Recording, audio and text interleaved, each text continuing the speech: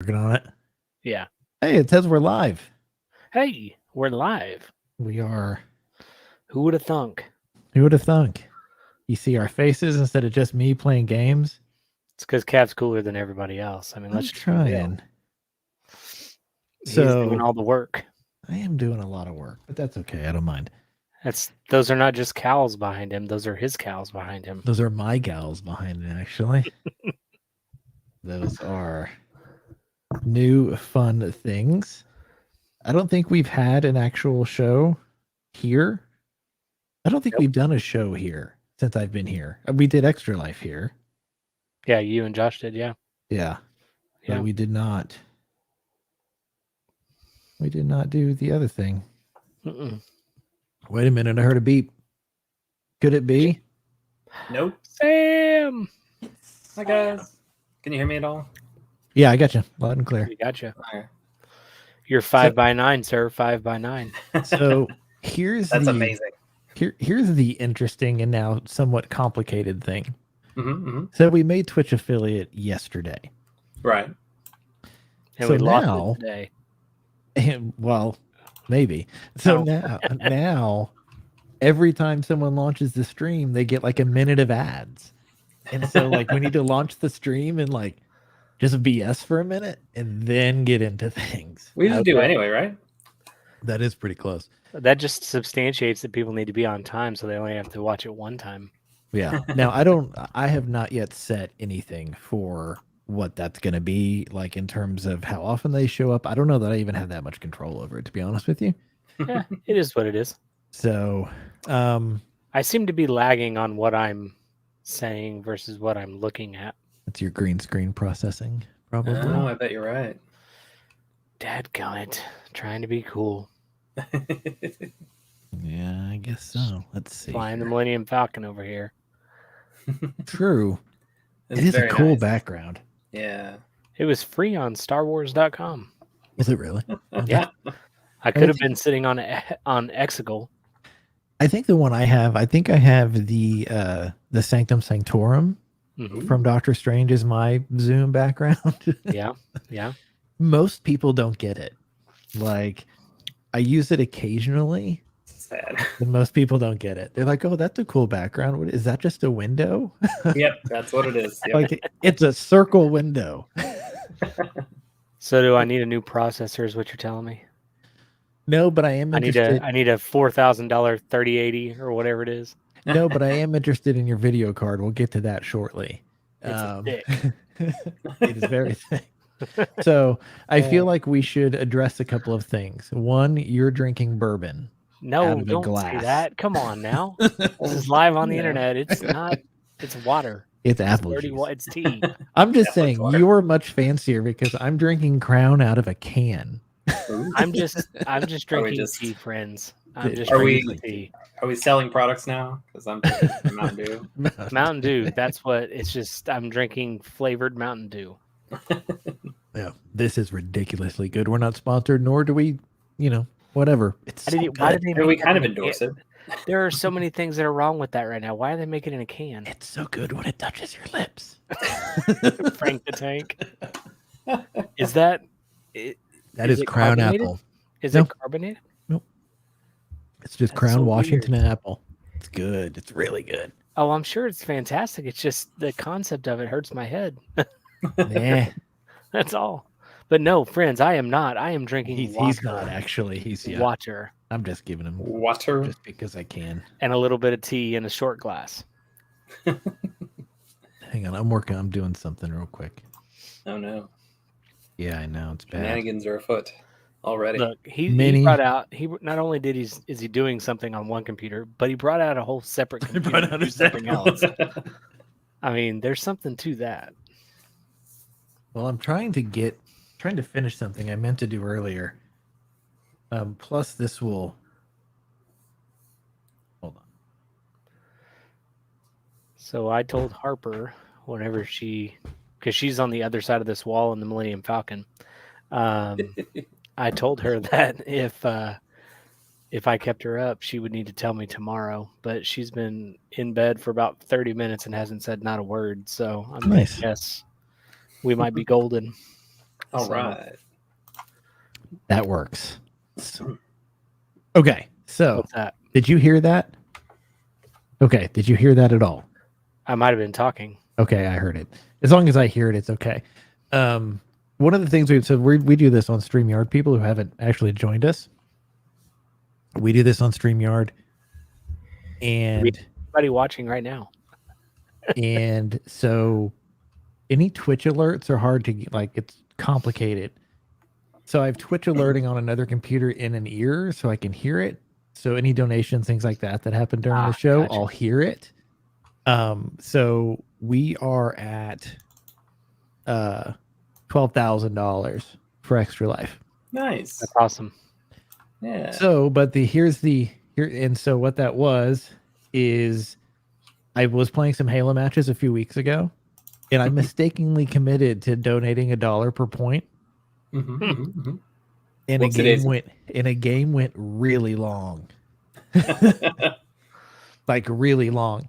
But tonight what we're doing until the end of the show, I'm matching every donation dollar for dollar up to $1,000. So if you're watching this and you feel like donating, there's the link at the bottom right there. That's what you need. Mhm, mhm. Go there and you can donate, and then I'll match it. And if we do this audio, what's the link for them to go to I'm donate? typing it as we speak. extra-life.org/participant/cav. Ignore my Over busted there. hoodie that I'm wearing. It's my lounge wear. I wasn't thinking Dude, I'm that still we in a would be t-shirt. live on the internet. None I'm of us gonna- were really prepared. I'm in a t-shirt with a unicorn on it. One, it is incredibly comfortable. This is my unicorn Extra Life shirt. But so this is episode 186, 3 months later. Sounds about right. Can Year we in blame review. the pandemic? No, Kind of. can we? I don't know. I think we can. I think we can. Let's blame Thanos. I blame a lot of things. Mhm. Partially because, like, everyone knows who's watched us for any given period of time, like, knows we have pretty busy lives outside of this. For sure. And holy heck, did things just go nuts for everybody. Like, Yep. for months, it was, kid stuff and being out, and I moved, and pandemic stuff, and then like we just couldn't make it work and not be so incredibly tired that like it wouldn't be good. Like, that's the thing. So we're making some adjustments for 2022. As it stands now, are we locked in on this time? Yes, I think so. Are we going for 8:30 or 8 or what? Probably 8. Okay. Yeah. So I can do that. you heard it here last. 8:00 Thursday nights. You don't need to watch that Critical Role, whatever. Come join us. Gonna get us sued. They don't. We start till 9. They don't have like 9 million subscribers, and we just got affiliate. I mean, come on. They're I small love that compared Sam to was us. like, I love that in the chat. Sam was like, "Oh, not you too." So it will be a GTN After Dark without all the After Dark usual fun, because it's during the week, and we're responsible adults now. And we have responsibilities outside of the podcast. That's true. And so anyone also who's watched long enough to know that 8:00 is just about my bedtime. So I can vouch for that because I've been at conventions with him.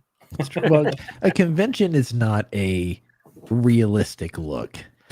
Well, Like, I don't know. Live PD and you snoring's kind of a thing. that is true. I do. Yeah, that is. And I don't even understand. Like, literally every time we would watch Live PD, there was a Tulsa police officer. Every time. Yeah, every time. Every And now it's not on.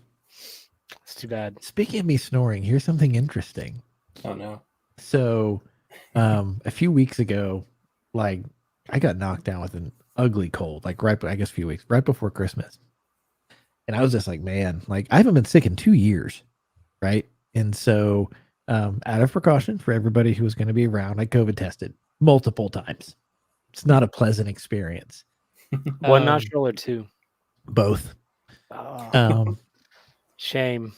So here's this gets to the snoring part of it actually. Like my right nostril is significantly smaller than my left.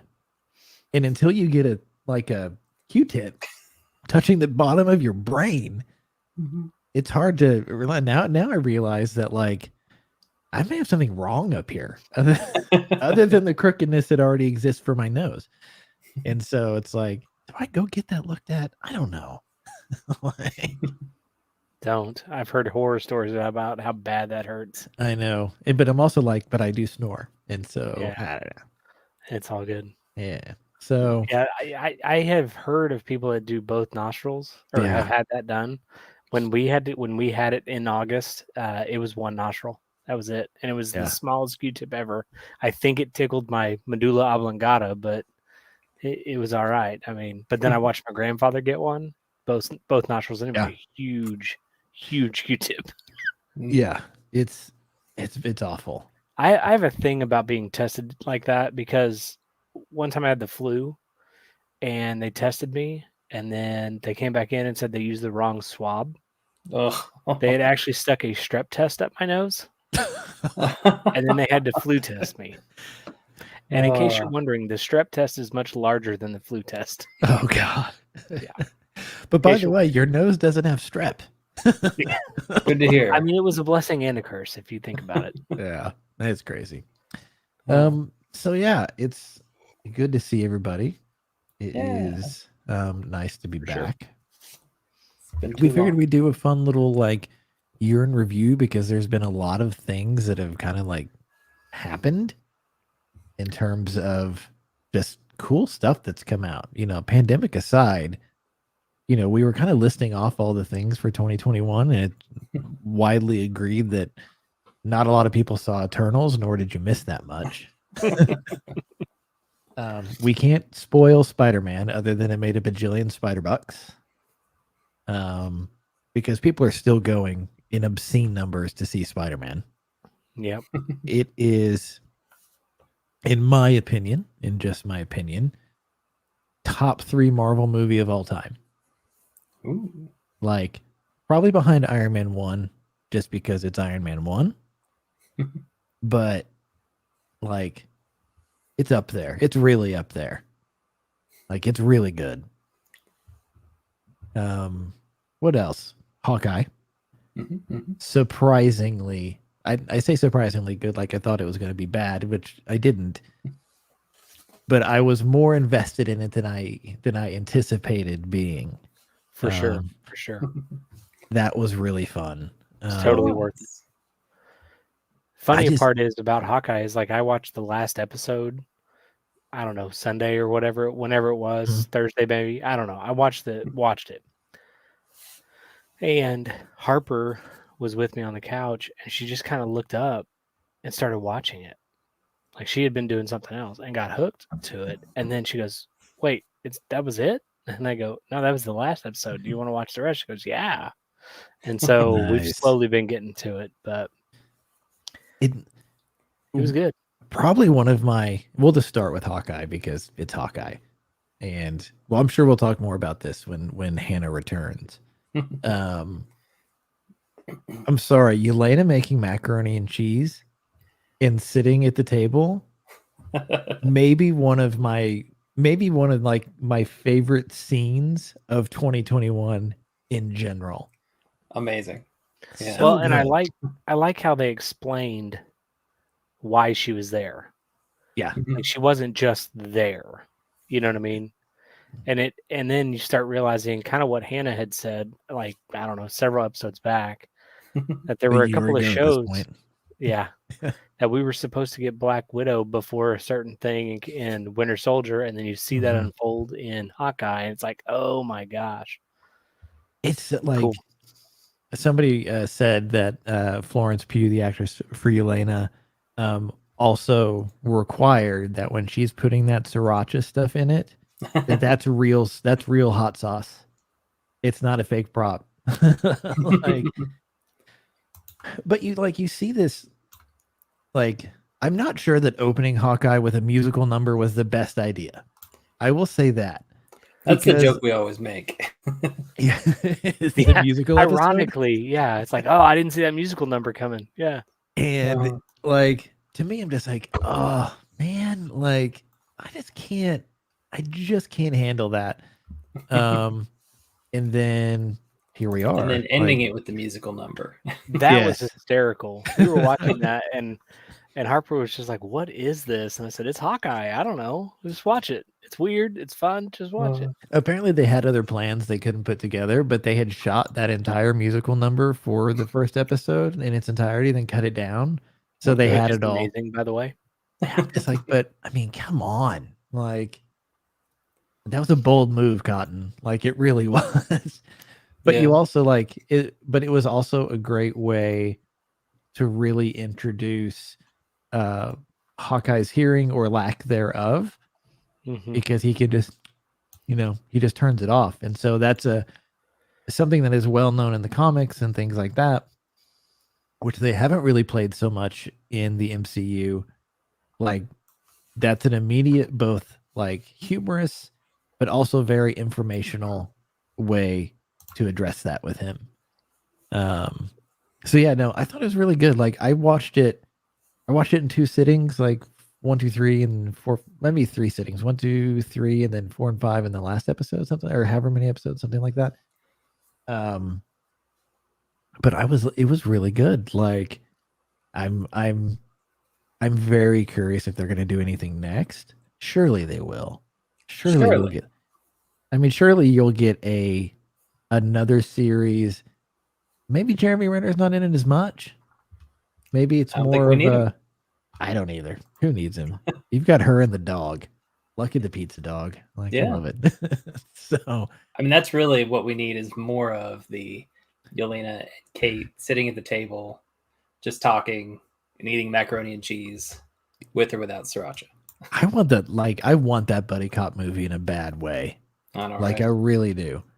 Well, we were big fans of the Fraction run of the Hawkeye comics, and it really focused on his life outside the Avengers, and it was kind of an interesting way of them doing the show kind of after everyone else is already gone, pretty much. Yeah. To kind of bring that in, but I mean, kind of focusing down on those two characters, living in an apartment, meeting a bunch of LARPers. That was great. Having to survive without vast wealth or superpowers is really, I think, one of the interesting aspects of the character. And I thought it was really nice that we got, a view of that. The whole, losing his sound, losing his hearing. He isn't special physically. He's just really, really talented. Although he can hit a television with a penny. Well, yeah. Again, skill. The LARPing superpowers. The LARPing thing was really fun, I thought. I do also like the fact that he's just like, they had to go back and get his arrows. He's just like, we got to go back and get the special arrows. But I mean, yeah, it's very it's a very small, like self-contained story. Like it can live on its own. Yes, it has far-reaching impacts, as you see at the end of the second to last episode, and then into the last episode, because you see somebody return that was in the Netflix MCU into this MCU, and you understand that during the snap, Kingpin's world shrank considerably. He, on the other hand, did not. He was, but he does appear to be bigger, like in terms of like people shot him with arrows and stuff like that. Like more of the Kingpin that we're used to seeing. Like in Daredevil, he was always a physically imposing figure. He did shut that dude's door and their head in a door. But he was also, but like if you saw someone shoot him with an arrow or something, you figured it would hurt him. Like here, clearly, he's moved beyond somehow. So, well, he in the Netflix, he had all those protective suits. All of those things were protective. Like that wouldn't have. it would have not Yeah. pierced his suit. But the things that have been coming out is that the guy that plays Kingpin has said that everything is connected. Yeah. And now with Daredevil coming back and it being the same Daredevil, clearly everything, like, I'm excited where this is going. Yeah, he I said can it. only hope that they bring over Punisher as well and make like a Daredevil Punisher show or something like that. Oh, Yeah, he awesome. said he approached it even different show. He approached the character the same way, but it's also like because of the snap. It's like Sam. Did they like? To me, I couldn't tell if they indicated he was snapped or just like half his empire was gone because of the snap. I couldn't. I couldn't didn't really tell quite. either. Yeah, Yeah. and so, but it's clear that You'll Have he to is. rewatch it. Yeah, it's clear that whatever happened had a pretty big impact on him in Mhm. his empire, as it were. Yeah. So it was pretty good. But yeah, I was Good. pleasantly surprised. Pleasantly surprised by it.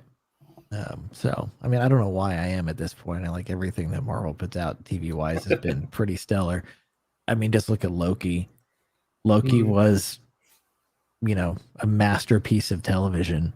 And even the thing is, like, to even call it television, I think almost diminishes it. Yeah, it's a A little. disservice. Yeah, because I mean, we were getting like 45-minute to an hour-long movies every week. Yeah, with no commercials. Yeah, I mean that's except really commercials that were related to what we were watching. yeah, no commercials except for the fake ones. Mhm. It was really good. I mean, Hiddleston is that dude was born to play Loki. Oh, for sure, Like, for sure. so now I'm really is it Vincent? What is his last name? D'Onofrio? D'Onofrio. Yeah, he's made to play Kingpin. For sure. There's just no way. And I mean, Yeah. really, if you think about it, Charlie Cox is an amazing Daredevil / Matt Murdock. Barnthal's a great Punisher. Yeah. Like, yeah, Iron Fist. So yeah, but I mean, speaking of Iron Fist, we've all watched The Matrix. It took me forever to figure out who that one character was. It's Colleen Colleen. Wing. Yeah. It took me watching it here on the couch to realize that's who that was. So interestingly enough, there's been a lot of articles kind of bouncing around that Warner Brothers and Marvel kind of got in each other's face about her. And I just blanked on her name, which is awful. I'm terrible. Yeah, Google it, please. And basically said, if you audition for Matrix, you can't audition for Shang-Chi. Jessica Henwick. Thank you. Yep, there you go. You can't, and vice versa. If you decide that you want to audition for Shang-Chi, you can't audition for The Matrix. Which, I mean, who knows if the scheduling would have worked and she could have done both. But she went with The Matrix. At this point, you wonder, she make the right decision? Was it the right decision? Was it? I mean, I am an unabashed like Matrix fanboy. Like I am 135%. I enjoy the movie. We're gonna bounce all over the place this episode, by the way, guys, but and girls. It's been a while. We got to get a rhythm back. Yeah. So, The Matrix. I think people went into The Matrix expecting one thing when it wasn't that, and it wasn't anywhere close to that. That people went sideways with it. But if you look at it for what it is, because really, here's the thing. The Matrix sequel was coming with or without them. And so they got to make this story. Don't quote the movie here. Yeah.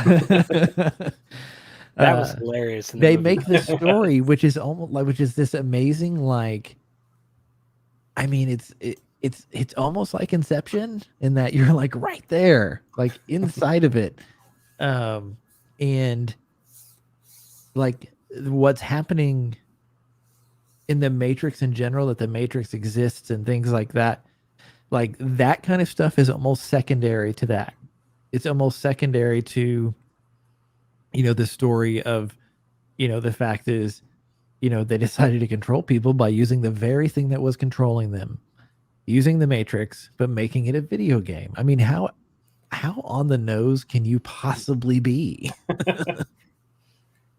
I mean, and so you look at that. I mean, Neil Patrick Harris was so good. It was amazing. So good as the analyst. Yeah. And it's an interesting. It is an interesting take. I'm a little curious about like just Warner Brothers' general opinion of it, mainly because like it seems like a pretty pronounced middle finger to them. Like you tried to monetize this, and maybe this is why Matrix Reloaded and Revolutions came out, because you wanted to monetize this. I mean, can you imagine if the Matrix, just the first Matrix, like that's it? There is no second and third one. Stands on its own. Like, and here's the thing: I don't have the same problem with 2 and 3 that a lot of people do, but I do think they need to be watched in quick succession, or you feel it. Like it's not as good here. But now you add this one to the mix, and I'm just not sure. Like it was a little all over the place. But some random YouTube comment. Hello. I wouldn't click on that link if that is one. Click on it. I'm gonna click on it. Watch my machine just get demolished. I'm gonna put that user in timeout. It's just Russia talking to us. Yep. So Black Widow's sister. It's because I used that Putin GIF in Facebook Messenger yesterday.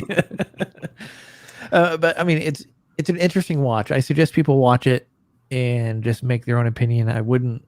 It's a movie that I could see can have very wild opinions both ways. Like people who love it, people who hate it. Like I can see that being this being one of those movies.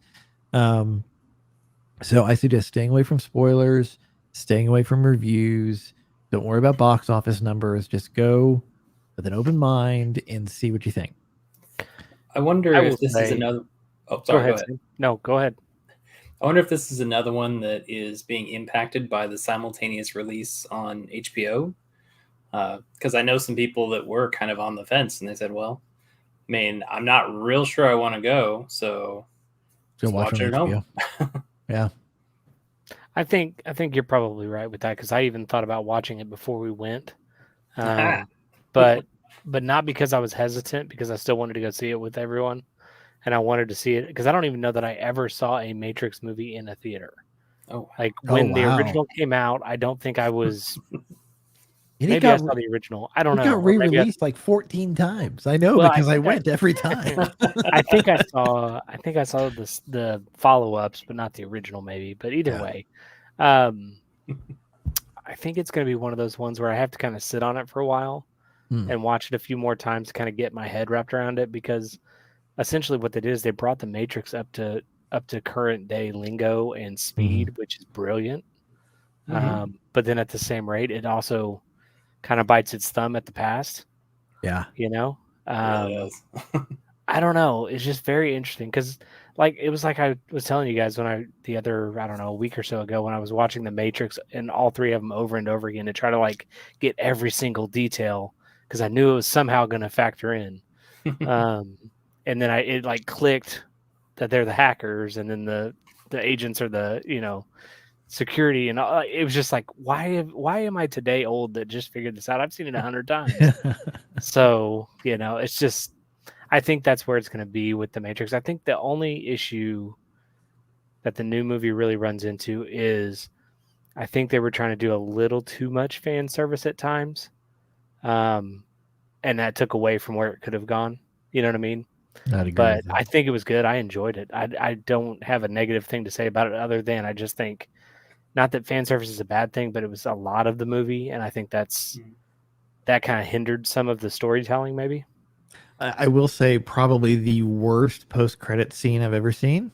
Pretty close. I mean, and I love a good cat joke. I was like, pretty for real? bad. Yeah. For real? But speaking of fan service, something that I had heard was just nothing but fan service. but something I enjoyed tremendously was Ghostbusters Afterlife. Oh, Like, all I had heard was fan service, fan service, fan service. That's all it is. And I go and I watch it, and yeah, there is some, but maybe because I'm not like this diehard Ghostbusters fan, like really, it's still in the theaters for a reason. Like it's wildly entertaining. Have you That- seen it? Yes. I have not seen it yet. I have want also to. not seen it, and it's one of the greatest regrets of this past year for me. It's worth it, 100%. Finn Wolfhard plays Finn Wolfhard, Oh, okay. and whoever he plays in Stranger Stretch. Things, like he really stretches himself. Okay. Like, but really, like there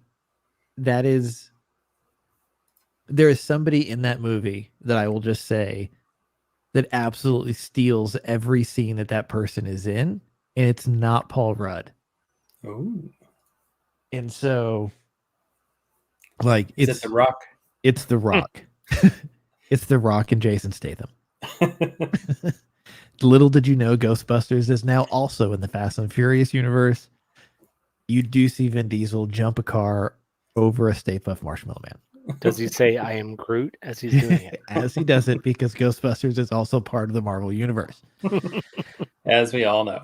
as we all know and expect. So yeah, it's pretty amazing stuff. Definitely worth seeing. Like, grab it on, if it's on demand yet, I don't know. It still appears to be in the theaters. Like, think it is, absolutely yeah. do it. Like, go see it. It's so fun. It's just really fun. Let's see what else. Eternals, less fun. Yeah. Okay. Watch it on Disney Plus. You're fine. That's all we have to say about that. That's actually where I was at. I wasn't real sure about it, so I was kind of just Yeah. waiting for it to come to Disney Plus. Like, So. it informs a couple of things about the Marvel universe. You do see a couple of you do get introduced to a couple of characters, this and that and whatever. One of them in a post-credit sequence. But like, really, it's kind of a take it or leave it. Like, it's not bad. It's not a bad movie. But it's also like, if you were on the fence about it, like, you're not losing much. Like, visually it's stunning, like, for sure. Like, it is visually it's stunning. Story's pretty interesting in terms of historical stuff. But you know, overall, it's all right. Like, let's see here. I will say it is. Dude. I have since watched Free Guy 2 more times. Oh, good. I still haven't watched it. This is Sam's Best Picture Still my nominee. movie of the year. Yeah. Still his movie of the year, Best Picture nominee. Possibly best movie of the last 10 years. I'd give it a decade. Yeah. Best movie of the year. It's so fun. It's It so is. fun. And really, so I was reading an article, or scrolling through Facebook clip video things or whatever, just going down this dark black hole of I don't know. And I guess the Chris Evans cameo is basically Ryan Reynolds just basically text him and said, "Hey, we're doing this thing. You got it, whatever." He said they had him out in in and out in an hour, and he was done. Like, It's funny. it must Did be you nice. guys? Did I tell you guys that my father-in-law and mother-in-law went to go see Free Guy? They had no idea what it was. Oh, really? And they were like, "This is the worst movie I've ever seen in my life." This is the greatest movie you've ever seen. It is very Yeah. targeted. Like, there's a very specific audience they're looking at. Yeah, I don't think they recognize that, and they do now. And then Dune. Dune was solid. Dune was fun. I enjoyed Dune quite a bit. I'm excited for the sequels. I am as well. I do think that Dune was done a disservice. Why do you say that? Controversial opinion. Because we bring the heat around. Hold on. Did Dune? Yeah, Dune hit HBO Max day and date also, didn't it? Same day, because I watched it at home. Yeah. See, that movie should have never done that to Dune ever. Because I think the reason they are is because if HBO has the ability to do that, they're competing with Disney. Yeah. And so they get they get access to people that might not feel ready to go back to the theater or whatever. I understand why. I understand the why. Like, and I don't even necessarily disagree with it.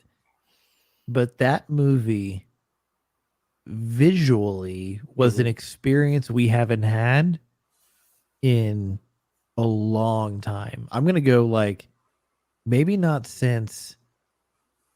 I want to go with Wakanda and Black Panther in terms of like world building in under like someplace that you knew like because you really knew it existed, but like the world building, just visually how it looked and the sound and everything. And this is certainly me projecting like my sensibilities onto other people, but which is like certain movies should be seen in a theater. Like, and while I understand this whole like HBO Max, and there's a certain convenience to it for sure, there are some experiences that should be seen in either the company of other people, like Spider-Man, for example. Spider-Man should not be watched. Like, you should go to Spider-Man. This is what I told Rev. I said, go see Spider-Man.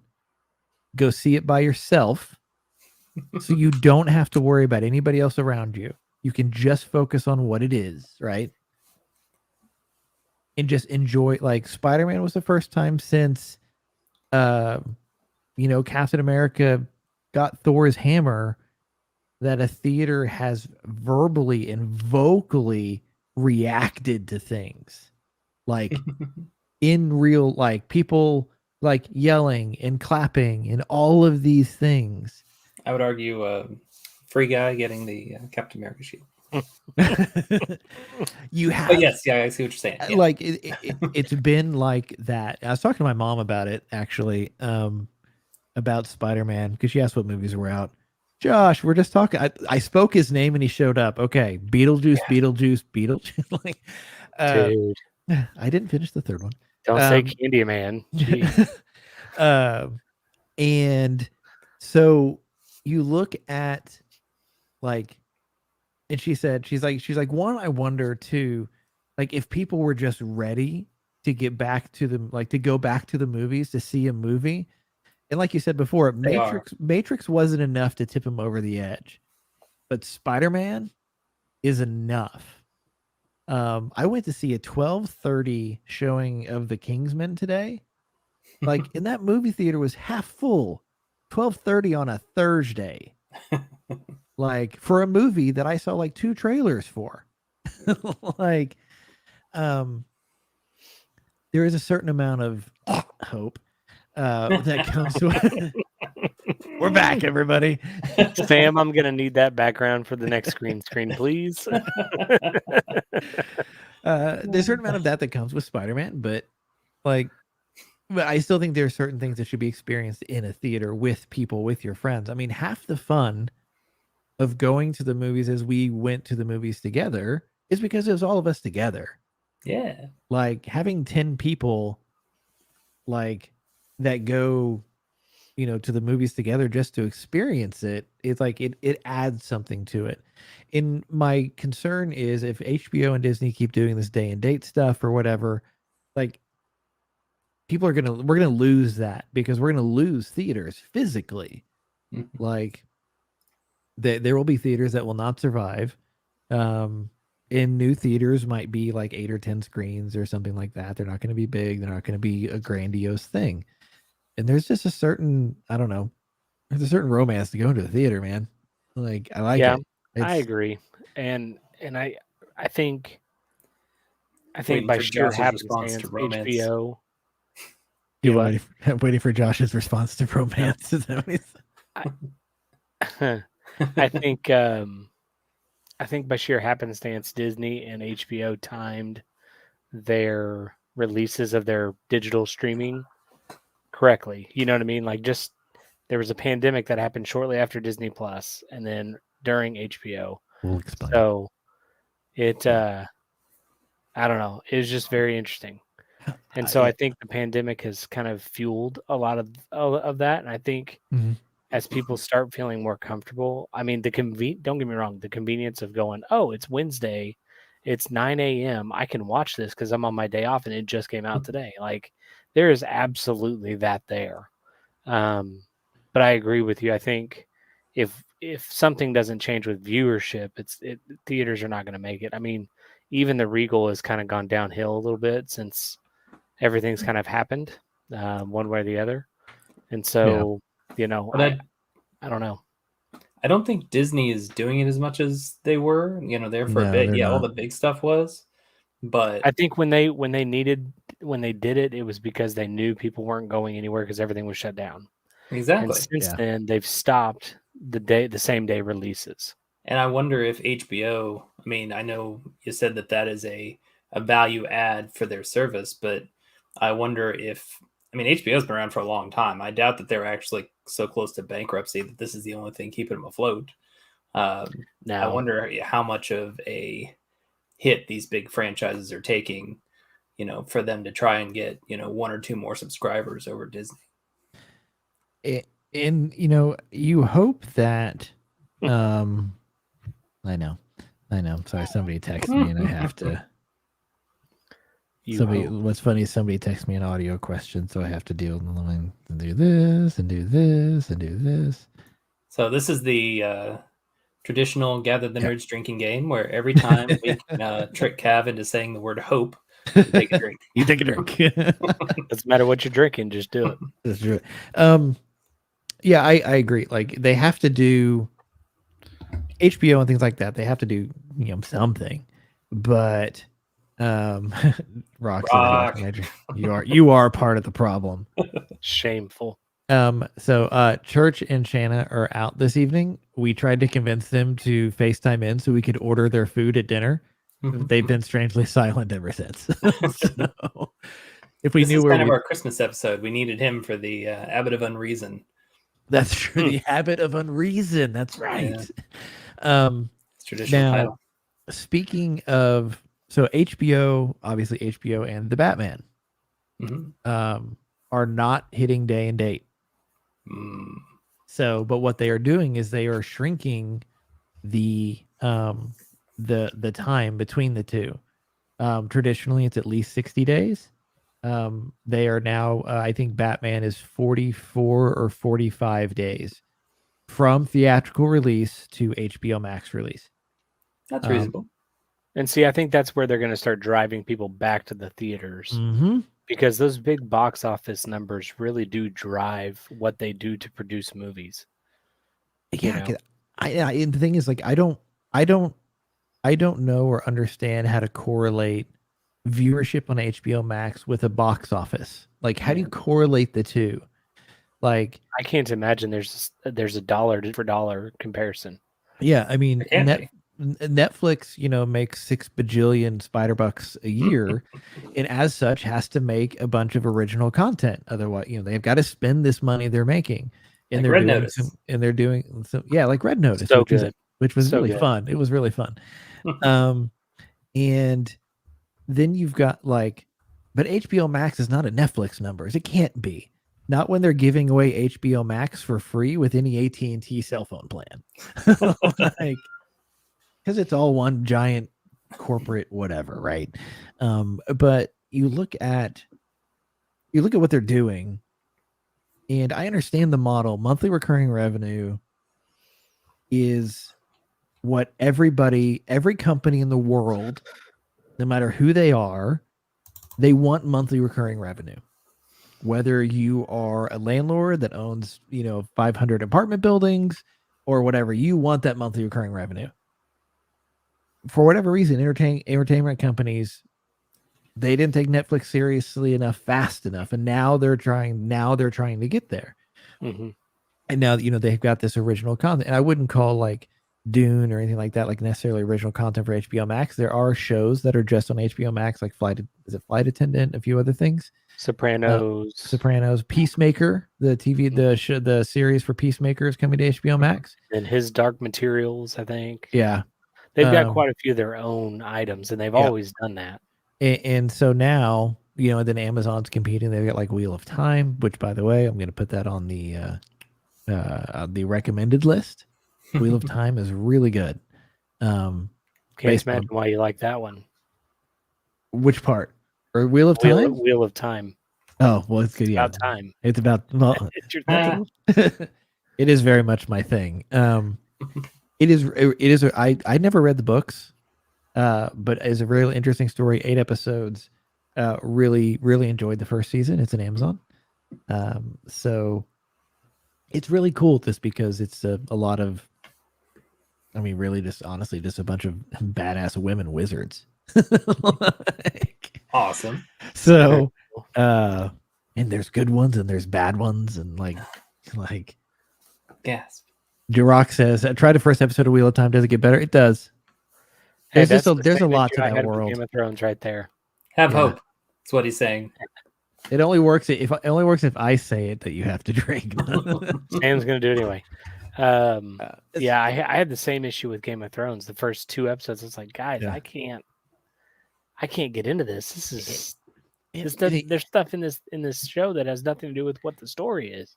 a universe that big is Wheel of Time can be, it's the same world building problem, like you said, like Game of Thrones has or had, and others, which is you have this huge world, and yes, you have to serve the story, but the story is better if you understand there's this giant world, and you need to serve both, which is what I think people's issues with Witcher season 2 have been.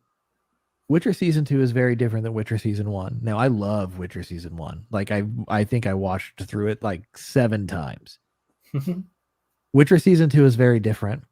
It is still really good, but it is far more servicing the world necessarily in the grand scheme of things, in characters other than Superman. Like there's a lot of Ciri, there's a lot of Superman, a lot of Geralt's back story. He grunts a lot less in this one. We haven't talked about Book of Boba Fett yet. You get a lot of that stuff, but there's a lot of world building and not a lot of monster of the week stuff, which is what you saw kind of in the first season of Witcher. You do get some Jaskier stuff, of course, which is, I mean, Jaskier is one of the best parts of Witcher. There's a lot of really cool stuff there, but anytime that you have to kind of put the characters aside for the world you're building is when this is the world we live in. People's attention spans are about that long, and it's tough. And so there are parts of Wheel of Time that are slower. But in the grand scheme of things, in the world they're setting up, I think it'll pay off in the end. Same thing with Witcher, like for sure. Witcher season 2 was still really, really good. Like I burned through that as fast as I could, and going back through it a second time. So, which is ironic because I keep waiting to play the game until the new remaster comes out, because I just don't want to like I've heard the curve is fairly steep. The learning curve is fairly steep on it. And I just want to have a good experience with it. So, man, we are getting a lot of fun spam. Whoop, I didn't mean to star that comment. Hang on. I'm putting people in timeout. And so, yeah. So you're waiting for a remaster of the first Witcher? Witcher 3. Witcher 3. Oh, It's okay. confirmed 4K, blah, blah, blah, master stuff is coming out. And I just want to play it because I enjoy that world so much now that I had no context for before, that I want to play it. I want to have the best possible experience playing it. And It's so one of those RPGs waiting. that is all about the world, just like Dragon Age and a lot of those kind of BioWare type games that you think of, the Mass Effects and stuff like that. I mean, it really is all about the world, and the games are just huge. And 3, to be honest, I never finished. Started it and just kind of got lost, and I was perfectly happy with that. I lost my horse and I couldn't get home. Poor Roach. I mean, I could get all kinds of places. Just Yeah. That's what happens to me. Open world games, I start to wander, and then I just kind of lose track of the story. Yeah, everybody that I've talked to says like 300 hours, like conservatively. Yeah. I'm like, okay. I've heard that as Like, well. so I'm like, okay, that's cool. I'm okay with that. So yeah, there's been a lot of that. But speaking of horses, let's talk about horses. Oh no. Oh, this Oh is so no. great. Destiny's Star Horse might be the best character ever added to a video game since Luigi. It's Luigi. Uh, It's well, I 1986. it's true. Okay, so we'll actually get to that. But have you watched Book of Boba Fett, Nick? Sam, have you watched Book of Boba Fett? But Yeah. feel free to talk about it. I just haven't had a chance yet. Nick, what do you think? It is absolutely He's gonna get banned. everything that I thought it was going to be, and then some. The first episode really really does a good job of explaining what happened to Boba Fett after Return of the Jedi. And so just for that fact alone, that's amazing, because there's been so much speculation. Is he dead? Did he live? All that stuff. And you see how it all went down. So it was just amazing. Confused Harper a little bit because she didn't really understand timelines of things. And so when I had to explain it to her, she was like, oh, and she kind of halfway understood it. You know what I mean? Yeah. But she loved it. We loved it. And I agree with Jeremy on that. The flashback scenes in the show were amazing. You see him in kind of a Bacta tank, and that's also a part of his existence at this point, kind of like Darth Vader's suit. And so it's pretty cool. I loved it. I thought it was really cool. I'm excited to see where it's going to go. I want to know who the parkour Star Wars people are and figure those people out.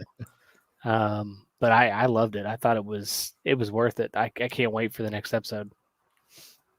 It was definitely like I loved the and I just realized that I've completely switched microphones, by the way. So if I sound a little different, that's why. I love the like just that, like you said, is he dead? Is he alive? That whole thing and how they explained it was so good. And then those freaking Jawas, man, they're thieves. They're thieves. Well, kind of their thing. Mandalorian showed a part of Boba Fett that you never saw before, and it was his knee rockets.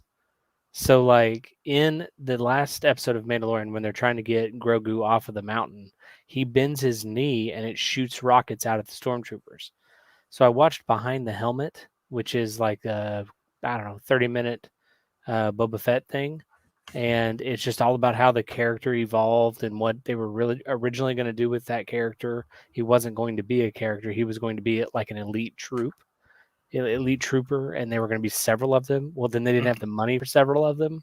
So then they created this whole character and they called him Boba Fett. And that's why, like, he has no lines. He has 4 lines in all the movies that he's in originally.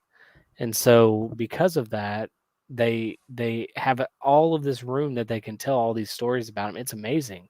And like you saw the knee cannons that they talked about in the documentary. I had missed it and rewatched season 3 of Mandalorian. I was like, oh my gosh, that's amazing. How did I miss that? So super cool. Jeremy's and then what did he say? Did they use the same set piece in the original Star Wars? So interestingly enough, I've had this. He also likes your shirt.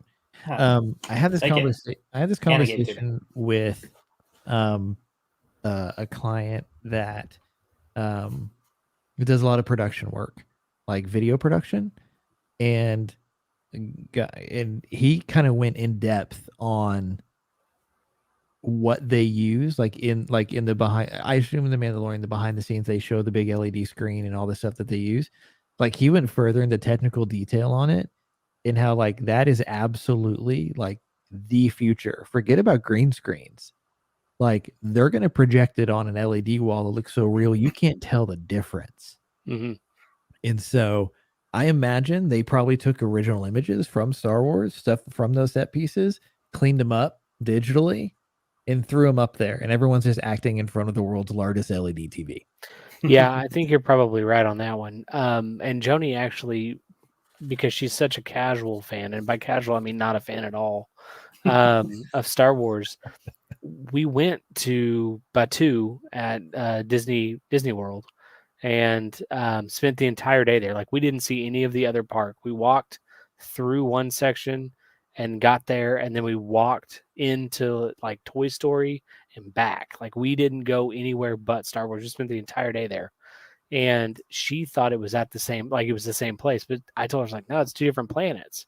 And she's like, it looks the same. I'm like, but it's Star Wars. It's 2 different planets. Like, you got to just roll with it. You know, I said, he's on Tatooine right now. And she was like, how do you? I go, don't worry about it. I know. I mean, you got your I won't leave you desert today. planets, you got your Right. forest planets, and then you got your, like, I don't know, whatever Luke was on, the Hoth. vast ocean worlds. Oh, that's right. And you've got your snow planets. Yeah. So, well, I mean, and there's only told, so many biomes, really. and I told her, Jonah, you know, I wanted to tell her, like, there were trees at Disney World. Like, there's no trees on Tatooine. It's just sand and sun. It gets everywhere. Yeah, it's brutal. I hate sand. Sand. I mean, Now, Florida and kind of the- is Tatooine. The other part that I liked was you're seeing how, because like one of the questions I had in Mandalorian was, why does Boba Fett have a gaffy stick, and like why is he carrying Sand People equipment? And you know, at first I thought she just must have killed one of them and taken it. Yeah. But now you're kind of seeing a different side of that and kind of a story behind why that all happened, which is pretty neat. And I'll save it for you, Sam. I won't spoil it, but there's a definite storytelling that's going on behind the scenes of the fact that he rises to power at the end of Mandalorian. So it's kind of all the backstory, filling in all the gaps of all that stuff. It's really pretty cool. Exciting. Yeah. Sorry, I've been starving for like half an hour. But yeah, we'll get there, I'm sure. We just didn't it just come out like yeah. yesterday? This week. Today? Yeah. Today? Yesterday, I think, right? Yeah. Yeah. I mean, you've had 24 hours. What's your deal? Yeah, come on. Golly, I watched it. What Oh, are it's you, a work. casual fan? And by casual fan, I mean not a fan at all. Yeah. You would I know the was difference being between Batu and Tatooine. Yeah. Sorry, So- you're right. You're right. Yeah. Oh Hey, man, Yeah, when you were at Disney, Mhm. you didn't build a lightsaber, did you? I did not. That Why was not? that was one of the coolest experiences I've ever had in my life. It was so cool. It was. I didn't build a lightsaber because my trip to Disney was decided on 20 minutes notice. Yeah. And like you had to like book things Yeah. and stuff, and I'm just like, plus like I didn't want to have to fly something home, and It like was so easy. I carried it on the plane. So I'm I sorry. know, but we also have hockey sticks. you have 2 Batman cowls directly behind you right now. Yes, You have plenty of time and room for a lightsaber. I have He a has light, one. I have a lightsaber. I have a Built green yourself. one. No, I bought it at a Comic-Con. Well, that's not good. I did pick the hilt. The true and the Jedi color. builds it himself. I'm a Well- Sith. I steal things. Have people do it for me. The reason that Touche. experience was so good was because of the storytelling that went into it. It wasn't just like going and building one. It was like a whole experience of like you're at this shop, there's humor involved, there's music, there's lighting, there's Yoda, like, and it's not like an animatronic Yoda, like you hear Yoda's voice. Like it's so cool how they all tie things together. Like, I don't know. It was just the experience of it as a fan was amazing. And then to do that with my daughter right next to me was even more moving. It was super cool. That sounds like so much fun. Yeah, it was a blast. It was probably the highlight of the entire trip for me, only because it was the very last thing that we did. But on top of that, like everything else that we did, I don't know that would I don't know that anything would top that, short of seeing her face whenever she saw like Mary Poppins or Milan or Belle or whatever. Short Mary of that, Poppins with lightsabers Yeah. Mulan, Fighting lightsabers. Well, we Belle only with saw lightsabers, Mary yeah. Poppins by accident. Like we were at Epcot and we were in London at Epcot or Europe or whatever it was, and I heard these people going, "Oh my God, there she is!" And I look up and I see somebody that looked like Mary Poppins from a distance, right? And I'm like, "Oh, it's just somebody that's a cosplayer, like whatever." And then like more people started running over. I thought I grabbed Harper and I took off. I didn't even tell Joni where we were going. And so she saw us running We through the live here crowd. now. Yeah. She saw us running through the crowd and found us. But I was like, oh my gosh, it's Mary Poppins, Harper. And so we got a picture, from a distance, obviously. But it was cool. It was really We live cool. in Epcot, London now. We're British now. You can only speak with a British accent. It's true. Probably not. But they can always speak with an American accent. A Dick Van Dyke British accent. Right? But it's Dick Van Dyke. Come on. It's true. Oh boy, what else has happened? No, let's the see. light Jeremy's what was that? Was that the horse? That's for Jeremy. Every time he comments now, he's getting the horse.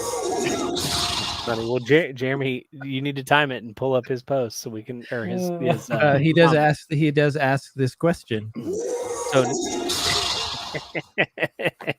So no, the lightsaber does not choose you like the wand in Harry Potter. So what he's talking Not even the about, crystal? if you don't know, is you go Sam, what is the place? It's not Gringotts, that's the bank. It's Ollivanders? Ollivanders. Wand shop. And it's a wand experience. And in the group, I mean, there could be 20 some odd people in there. In the group, someone is selected to receive the wand from that experience. And so that's what Jeremy's talking about. But no, in the lightsaber build, you go, you schedule it, you pay for what you're going to build. And then once you get a pin, You pay an Imperial credits. Mine's somewhere, but you get a pin that shows what type you are, and then you go in, and then that's the experience. And so they present you with the hilts that are in front of you. They allow you to make a choice, all those things. So I was hoping there was like a cave with kyber crystals, and you just suddenly would see one glinting out of the corner of your eye. Not really, but they do factor in the fact that the kyber crystal calls out the Jedi. And so essentially what they have you do is they have you close your eyes and listen. And when you close your eyes, you're hearing the kyber crystal song like they do in the shows. What'd you say? Did they throw a kyber crystal at Yeah, right in the forehead. And like Hawkeye. Essentially what they're doing is they're telling you to pick a color in your head, and then they present you with all of the kyber crystals, and you choose the one that you saw in your head, and that's supposed to signify the Force guiding you to a kyber crystal. But they're playing the kyber crystal song, so I mean you're hearing all the aspects of finding the kyber crystal. But when you open your eyes, you have all of these select. I think it's red, blue, green, purple. I think that's it. I think there was only 4: red, blue, green, That's cool. purple. White? Yeah, I think there's only 4 because you can go to the store and you can buy. Which I didn't know this because the store was closing. You can actually go to the store around the corner and you can buy the different color cover, like yellows, and you can do those things. So it was amazing. And no, I did I did get a little emotional when I was with my daughter doing it. It was a very moving thing for me. I have also realized that having a child has turned me into a gigantic softie. I cry at everything. It's ridiculous. Sing 1, I cried at Sing 1. Why? Why did I cry at Sing? Did you see Sing 2? We did, and I got teary-eyed a couple of times, so back off me already. I held it together, but I got a little weepy for a minute or two. Okay, then let's not talk about the fact that Brooklyn Nine-Nine is over because I get emotional. I love it. Was so good though. It was really quite amazing. I just want to say every other show needs to take notes from Brooklyn Nine-Nine and how to end it. Yep. So why is it over? They just aren't doing anymore? Yeah. It'd been what, 8 seasons? 7 seasons? I think 8. Yeah. 8 seasons, 2 networks. Yeah, I was gonna say technically they got canceled and then they came back on NBC. Another network, and then they got one more season, and it was spectacular. But Yeah, it's and the thing about Brooklyn Nine-Nine was like they said I'm done here. So they got to end that story, which is what is unfortunate with some shows is they don't get to end their story how they want. Mm. I'm sure you did, Jeremy. I'm sure you did. Horse sound. Yeah. Thanks for the reminder. So like, kind of still going back to like shows and HBO movies, that kind of thing. Something to consider when Jared and I went to go watch Shang-Chi. When we walked out, I saw that poster said Saints of Newark, right? And I was like, oh, what's that? And I think you, or maybe I just read that said Sopranos. Somehow I figured it was the Sopranos thing. And so I was like, oh, that's awesome. Okay. So I get home and I turn on HBO the next day and I see Saints of Newark until November something. So I was like, well, okay. I don't know that I want to go watch this in a movie theater. I'm going to watch it right now. Oh my gosh, it was so good. Yeah. But I'm a Sopranos fan. I like Sopranos. So I don't know. And like it works both ways, I think. I agree. I agree. There are some, and I think really what we'll probably end up seeing more than anything is we will see this trend where blockbusters are going to be theatrical only, and you're going to have screens or whatever, and then stuff is going to hit streaming faster. Like I really wanted to go see Nightmare Alley with Bradley Cooper, because it's Guillermo del Toro or whatever, and it's like there and gone. And for a movie that's like 2.5 hours in my old age, like for a movie that's that long, I need a recliner to sit in. I won't sit in a regular theater for a 2.5 hour movie. I won't do it. Well, and speaking of seats, one of the things I've noticed about the Warren is it feels like the seats that are not recliners are broke. Like they're all broken. That are not recliners? Yeah, you sit back and they all like just fall back. It's the most uncomfortable thing ever. And so the last movie I saw in a regular theater like that, like at the Warren, that wasn't recliners, because I had no choice. I think it was Venom 2, Let There Be Carnage. And I'm fairly certain that kind of ruined, like, it's not a wonderful movie anyways. Like it's not Venom. Like it's not even close to Venom.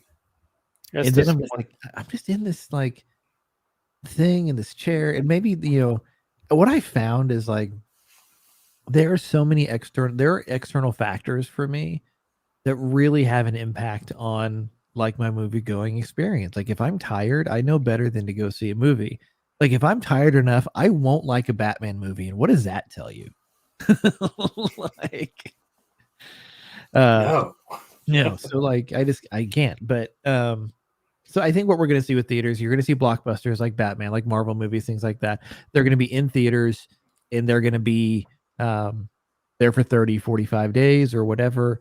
In smaller movies, either they're going to have, I don't know, like either they're going to have more of a chance because like they've got to fill their screens with something, and theaters want variety. Like the theater can't have 3 movies. Like it just doesn't work that way. Or like theaters are going to put all their big stuff on 8 screens or 10 screens, and they're not going to fill the other ones, and they're going to be done. And they're going to show little movies in broken theaters with broken seats. Like it's just annoying to me that's a thing. But I was about to ask that you, moving forward, avoid the term blockbusters, but I don't know. Technically, if you're talking about a organization of establishments that you go to for movies, they're not quite up to par, up to the standard that they used to be, and could very well be on the way out. Blockbusters might come back into fashion. It might be. I mean, you get that. There's honestly, I've been watching more movies like just at home on like Vudu stuff, like going back to just old stuff I haven't watched in forever. Like I watched The Rock, I watched Con Air, like I went back to the heyday, and like, man, stuff is really good. And then like you get something like Van Helsing, and I'm surprised Hugh Jackman got a job after that. Like, yeah, I mean, it was pretty bad. I mean, here's the thing, that movie is the entire reason why the universal universe of monsters is cursed. It's like the freaking Red Sox curse. It's like everything. That movie cursed all of those movies It's forever. like the Red Sox curse, huh? Yes. So you're saying you have hope? Saying it goes away Every eventually. year I have hope. I say it goes away eventually, but Tom Cruise is not the answer. Tom Cruise. Have you seen those videos of the deep fake Tom deep Cruise fakes? lately? Yeah. But I mean, like the newer ones where he's like doing parkour over computers and things. Oh my gosh, it's ridiculous. Oh, let's talk about gaming for a bit because we've got about 15 minutes or so, unless we run late, which we might. I that already horse. talked about Destiny a That little horse. bit, but do you want to say anything else Yeah, about a little bit. So if you do happen to be watching, we're still doing donation matchings all evening. For that, we're at $12,000. So for Extra Life, so you can do it today, you can do it tomorrow, but if you want to make it for this tax year, you have to do it by like tomorrow. I'm just running out. But I'm matching donations, all the way up to $1,000 tonight. So, donate, double your money, double your fun, double mint gum. Sure. So let's talk about I'm so games. glad you didn't get a suit in that one. Oh man. Let's talk about games. Our next endorsement. Freaking Star Horse, man. I love it. Love Star Horse. Nothing was more confusing for me coming back to Destiny about a week ago and playing through that first thing. I was like, what on earth am I doing right now? Because it forces you to play through that activity. Yeah. I was like, what in the world? Star Horse, man. Oh, Destiny. It's amazing in every way. So it's the dawning. There's a new plague, a new game, new match-made activity called Dares of Eternity. It's open to everybody for free. Decent loot pool, and a really bizarre horse who makes a lot of sounds. And so, well, I'm it's gonna Zer's horse. It's Zer's horse. It sounds like he works for the horse, to be honest with you. He might. Maybe it's a demigod. And there's a few of the horse sounds that are like mildly inappropriate. And so when you said that you had sampled a few pieces of it, I'm just like, oh, tell me he got no. Luckily you didn't, but we will in time, and I'll have a whole soundboard of nothing but horse sounds. But the running joke is, and the thing that makes it less just annoying is you have to visualize, because it sounds like Bungie's like, hey, I need somebody who sounds like a horse to make a horse sound. Don't worry, we're going to sample it and dub it and tweak it or whatever. You'll never know. And we're going to put it in the game. It's Hannah. Hi, Hannah. She says I need a Hannah's the Wookiee one that sound. makes the sounds. Yep. And so Bungie's like, you'll never hear it. Like, you'll never know it was a person. We'll sample it. We'll go whatever. And the sound department never got the memo. So it sounds like somebody making a horse sound. So when Barry and I were playing it the first time, every time the horse makes a sound, we can do nothing but laugh at it. And I've since done 100 runs of Dares of Eternity, and it's still funny to me. So I've also gotten a lot of really great loot. So it is fun. There's that Witch Queen comes out in February. Looks really good. They do dungeons really good. Like, it's a long season. Like, there's not going to be a lot to do in Destiny in the next couple months. It's a perfect time to get caught up and get up to power. And then Witch Queen's going to hit. And fingers crossed, because they're vaulting a lot of stuff with when Witch Queen comes out. So I'm hopeful. Drink Sam. And we'll see.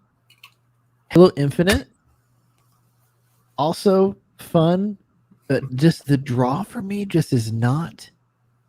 It's just not there. Like, I want to play it, and it is fun when I play it, but I don't have this overwhelming urge to play it more than listen to the horse. Like, and so. Really glad you pronounced that horse sound real well. Horse. The word horse. That's why. Because why- it could have been that's wh- questionable there what you were why actually I'm- saying. That's why I invest in the You see Shure it after dark. Shure microphone. So you hear me say horse. Did you jump when doing the dungeon the first time? See, okay, Jeremy just hit it right. Hold on. This is part of the problem. Without No, that is the campaign, it's not entire Halo. problem. That could be the entire problem. The entire problem.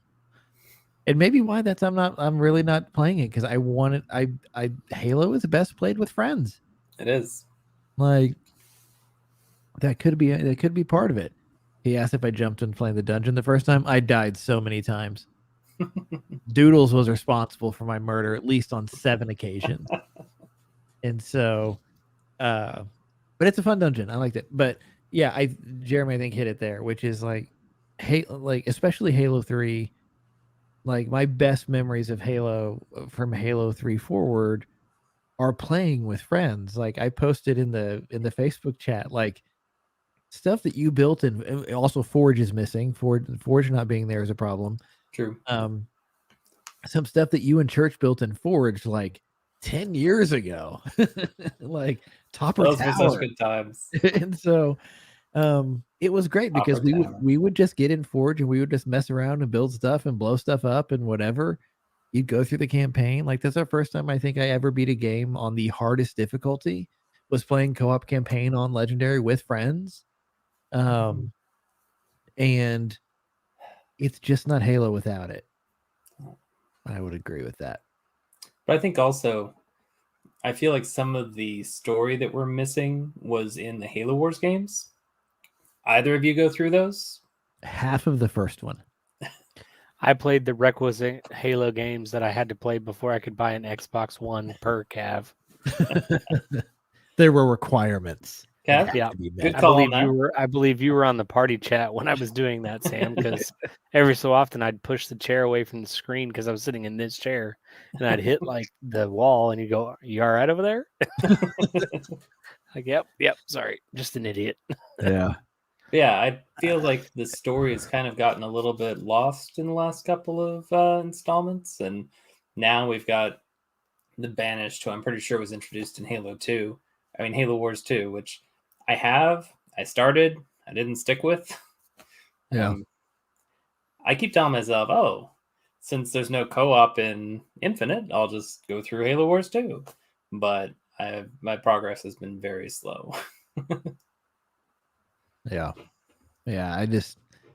I'm disappointed, but they have the opportunity to fix it.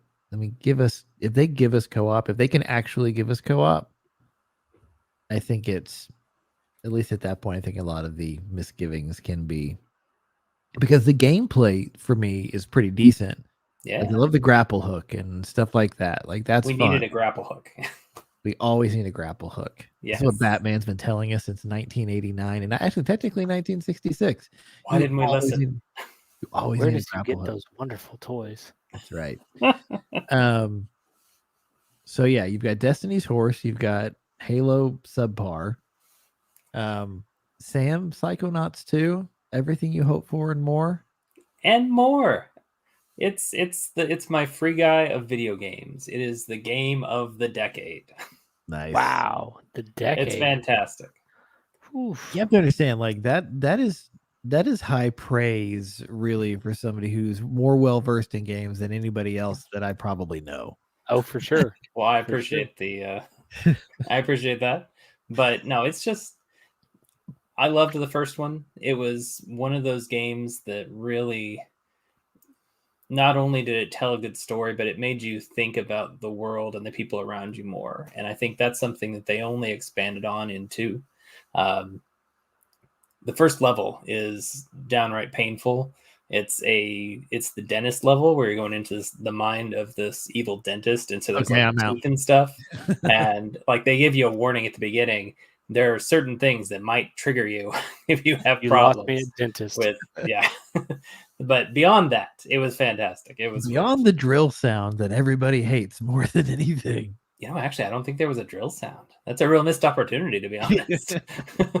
There's going to be a dentist drill DLC. Well, there were some.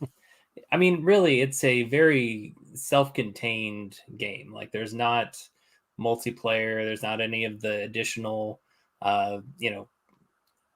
microtransactions and stuff you're going to expect with some of these other things. Like they said, hey, we've got a story we want to tell.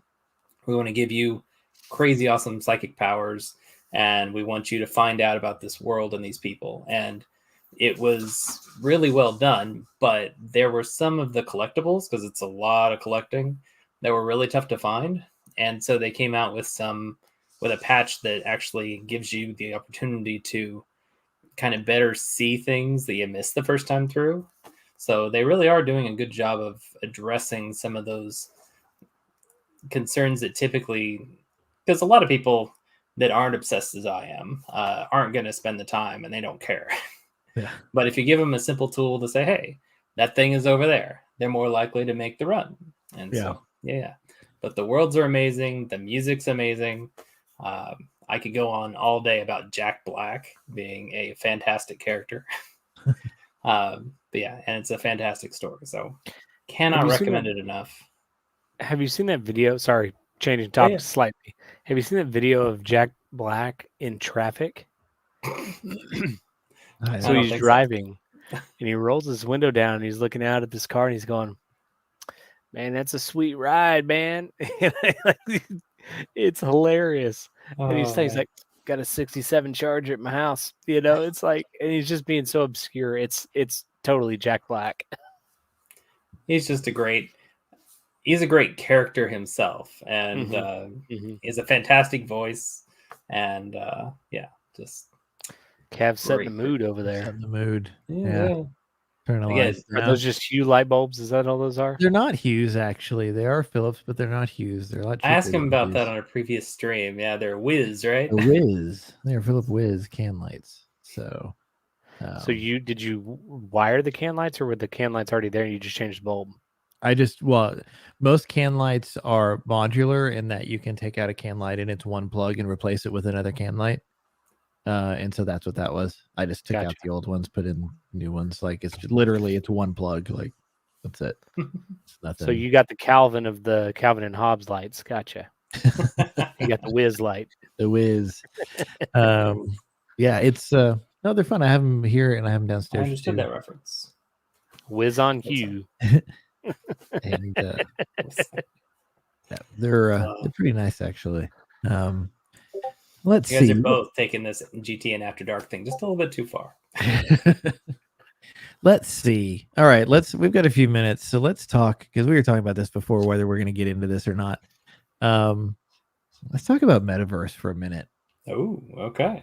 So, and I want to go into this also in the space of that. The boys got Oculuses for Christmas.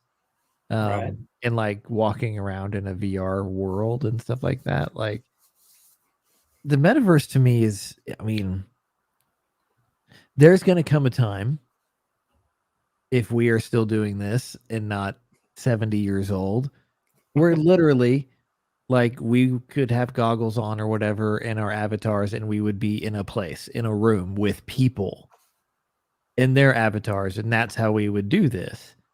In the world in general is going to start operating that way. Nick mentioned the perfect analog to it, which was Ready Player One in the chat. Like, I think that was Sam, but yeah, I agree.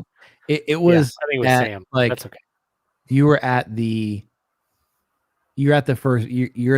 step one, but the sheer amount of like, if you look at the difference now in terms of processing and gaming and things like that from 5 years ago to now, and what's going to look like 2 years from now, and then 2 years from then, we are not far from a much more in-depth, I don't want to call it hyper-realistic yet, but like there are already some companies who have like basically the body suits and the treadmills that you walk on and all of that stuff. Like that stuff exists today. It has for quite some time.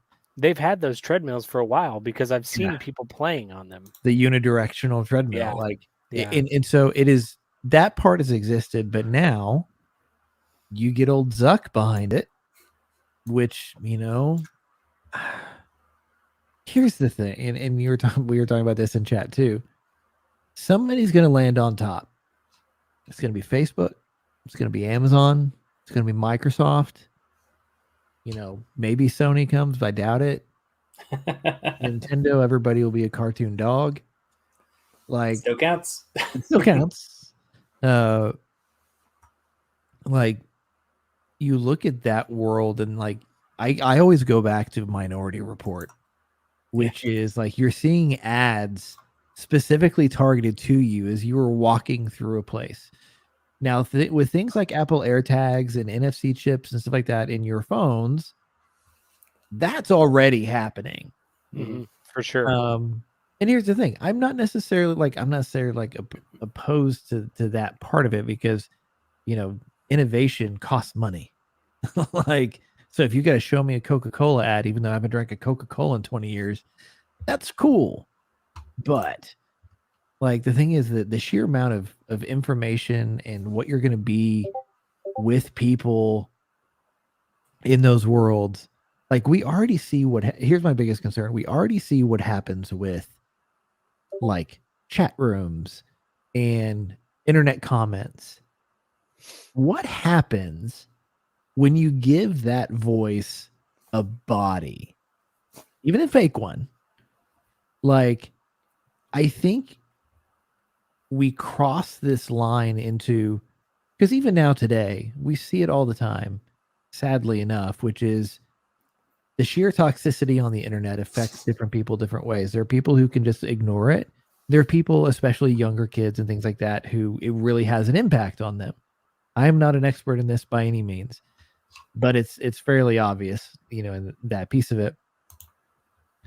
If all of a sudden the person who's doing the bullying and the commenting or whatever, all of a sudden you see them, does it not only just get worse from here for people?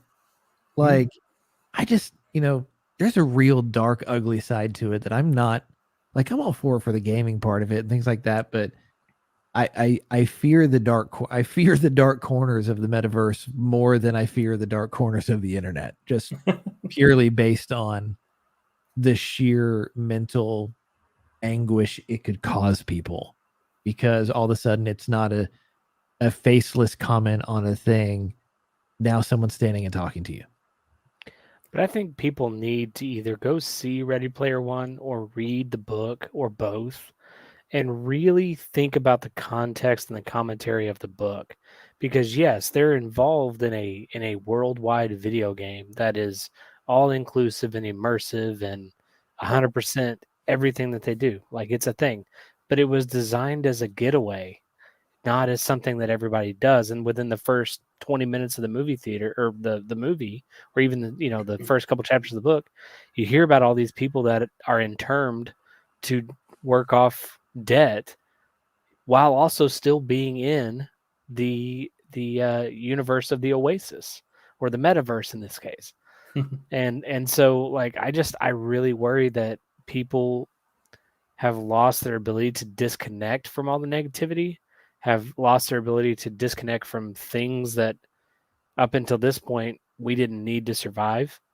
And when you put something that's so inclusive like an Oculus on somebody's head, and you tag it to a metaverse where they can go to anywhere they want to go, see anybody they want to see, do whatever they want to do, because it's not actually there. Like, you have to kind of think, like, this is going to be pretty dark. This is pretty dangerous. We have to really think about, how will we regulate this? How will we prevent things from being predatory? How will we prevent people from losing themselves?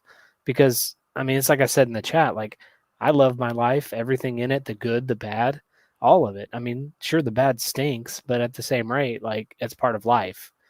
You got to have the ups and the downs. But holy cow, if you get into the place of having an escape all the time, what's that really gonna? We're gonna be in the stacks. We're gonna be having pizza delivered to us by drones. Which I'm okay with. Not far Yeah, from I mean, either. I am too. It's got to be faster than DoorDash has been recently. Yeah, but it might be cold if they fly a You know how many certain times my altitude. neighbors have gotten my food? I'm not bitter. Yeah. But you know what I'm saying? Like, I Yeah. think It's I think watching Ready Player One and reading the book, like that just gave me a different perspective on corporate control over entertainment. And when I saw something about the metaverse come out, when he announced it, I was like, oh God, this is a terrible idea. It's happening. Yeah, this is a terrible idea. This is as bad of an idea as making AI actually work. Like, do you people not watch? You're nerds. Like, do you not watch science fiction? Do you not know what happens next? Like, come on. There's like 5 Terminator movies. Watch one of them. Here's the thing. It's bad. I can draw a straight line from AI to the metaverse to the Matrix. A very easy straight line. And we're freaking Duracells at that point. Like, if we're not already in it. Like, maybe we're reaching the end of our cycle and we're going to get rebooted. I don't know. We're already in it, man. So, like, the thing is, Jeremy asked, will we have VR rooms in our physical homes that have nothing, yes, had nothing in them or moving pods like Wally. Wally, yeah, that's a thing too. Here's to your point, Nick, about the escape thing. This country, and this country in particular, but this world in general, already has an addiction problem. Like, all of a sudden, like you said, people are going to get lost in it, and what's going to end up happening physically or mentally, like it's the consequences could be dire. Like, and I agree with you 100%. And the regulation of it, part of it is complicated because it's the internet and it's not a regulated entity. And then you've got free speech concerns and stuff like that. And I get that. But the fact of the matter is, you look at social media and you've got two sides of a coin, which is, it's great that we can do things like this, sit and chat and video and talk to our friends and stuff like that. That's great. But we also, I say most of us, carry a pretty small circle in social media, so we don't have much of the buzz, crap, whatever that goes on. There are other people who, and on the other side of that coin, it's people who just like to, like, the statistic is insane. And I just heard this on a podcast, so I can't say if this is actually accurate, that 80% of the comments on Twitter are made by 2% of the users. There's a very small minority that is just trying to light the fire and just trying to get to people. And, like, for every good, there's bad. But I mean, I see a lot of really great, things that could happen in a world like that, in terms of, there's some creativity and being who you are and all this other stuff. But to your point, like, if you live in that world more than you live in the real world, like, the pandemic has already showed that, people who live alone and don't have interaction with people and things like that tend to suffer more from mental this, that, or whatever, because they don't have that human interaction. In this instance, the metaverse may have been great because they could be walking around talking to people, getting this social interaction, all that other stuff. But it's also like, you've got to get out. Like, you got to get outside, like, see the sun, talk to people, because all the really interesting studies, I think, that we're going to see the results that are coming out, which is me looking at you right now on screen, has very little of the same effect of me looking at you in person. The chemical reaction in your brain is wholly different. And if you lose that, then I don't know, like, we're going down this road. There's no stopping it. In a world with Jeff Bezos, Elon Musk, and, Mark Zuckerberg, which is basically, Lex Luthor, and who knows who and two more Lex Luthors. Two more Lex Luthors. Like, what do you do? Well, and I think there's a risk with the metaverse, and I mean, it may turn out to be fine, but it won't. I've just seen enough science fiction, and I know enough about social media to know that the likelihood that the autonomy of not being physically present with somebody when you're saying something to them that could result in you getting punched in the face is going to spike. It's going to become a very toxic environment in places. In Ready Player One, for example, isn't there a scene where you see somebody beating the snot out of somebody else while they're wearing the Oculus? Maybe I'm confusing that with something else, but I believe that that's in there. And it's just, I think I see why someone would want that to be a thing. Like I can understand the escape aspect of it. I think the part that concerns me is it takes the humanity away from the humans, just like social media does, because I would venture a guess that the majority of people that are on either side of the political issues that face this country, if they were sitting in the room with the other person, they would find a middle ground. It might not be on everything, but they would recognize a human sitting across from them rather than a person on the other end of the spectrum. That's just my thought. I don't know. Maybe I'm wrong. I would agree. I think the toxicity level would drop significantly. Mainly because there are no consequences. But if you're sitting across from me and you say something, chances are I'm going to get up and throw a cracker at you. Only if it's a saltine, right? I'm not giving up my Ritz for somebody else. You kidding? The buttery goodness. True. Very good. But no, I agree. I think it's going to be an interesting thing to watch, especially over the next 5 years. You know, same thing with like cryptocurrency and NFTs. Like, I've gone down this NFT rabbit hole, man. Oh no. Like, just trying to understand it Okay. Same. because it is so complicated. I'm not buying any, because most of those are going to end up going to zero, except for some others. You don't say.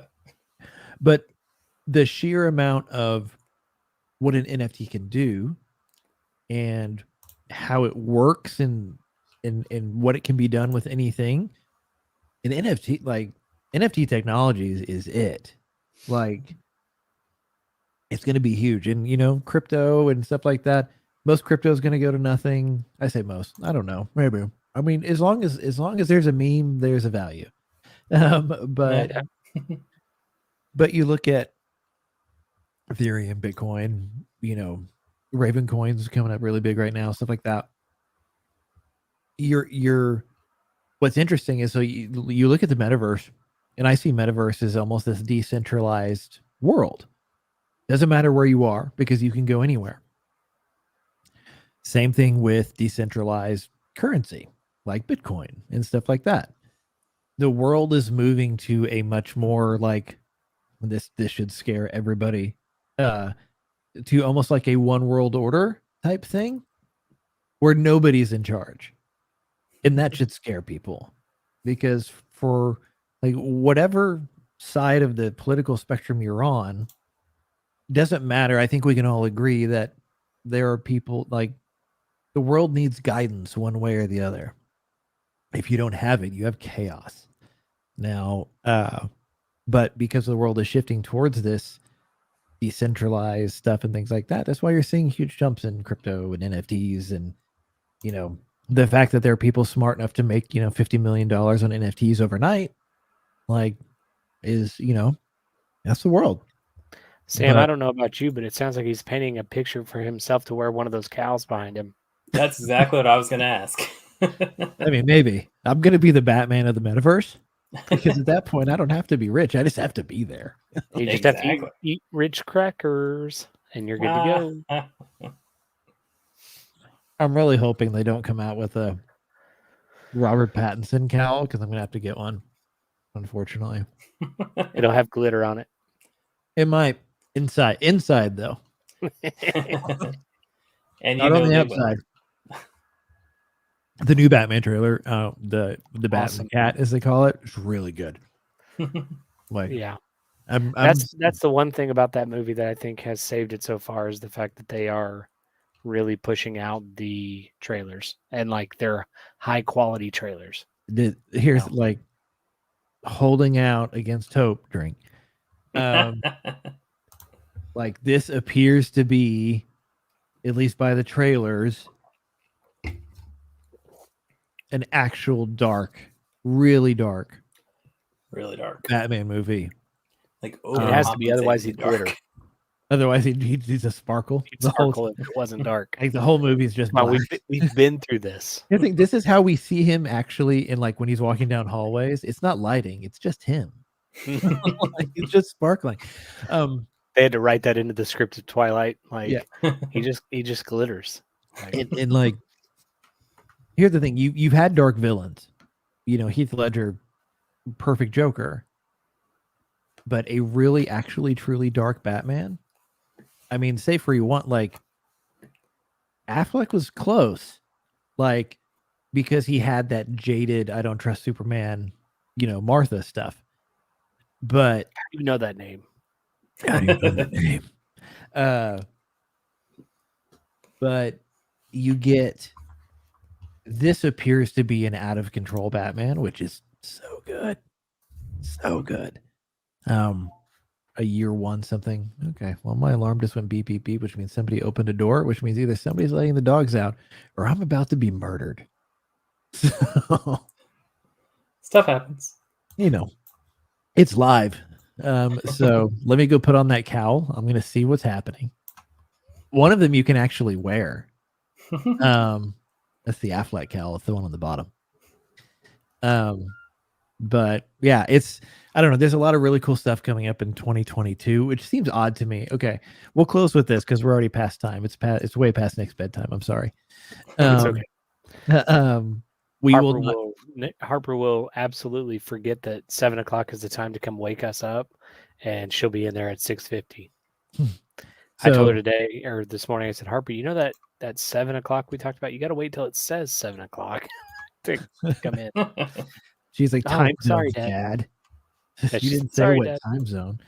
And normally we will not go this late. Like we're gonna have a hard stop at the other show, but we're off work. Or I am. We're off. Yeah, I am too. Sam's not.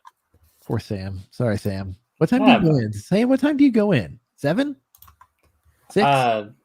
4? So I have 8 hours of PTO I have to take by the end of the year. So tomorrow? Yeah, basically tomorrow I'm going to go in just a little bit late, take a little long lunch. So I'll be good.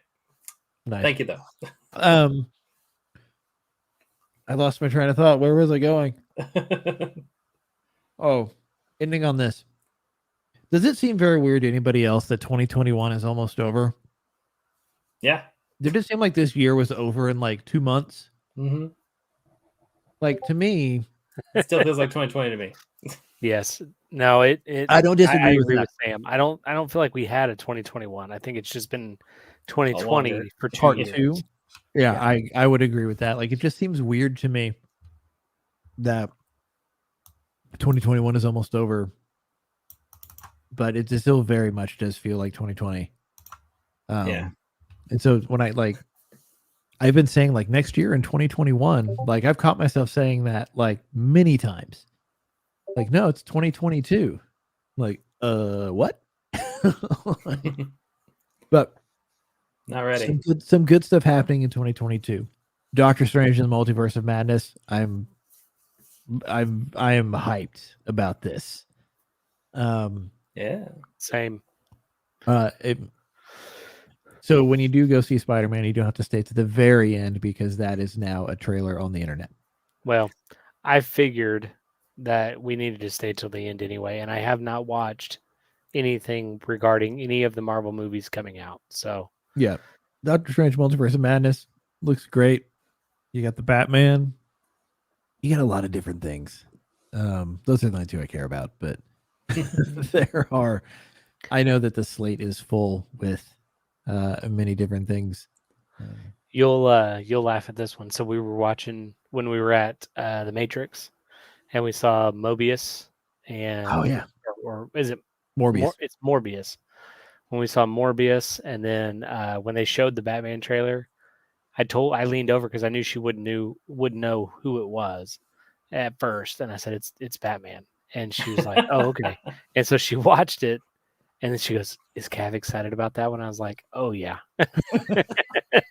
Oh yeah. And I go, that was Colin Farrell as Penguin. and Zoe Kravitz is Catwoman. So she thought it was a good trailer too. So I don't know.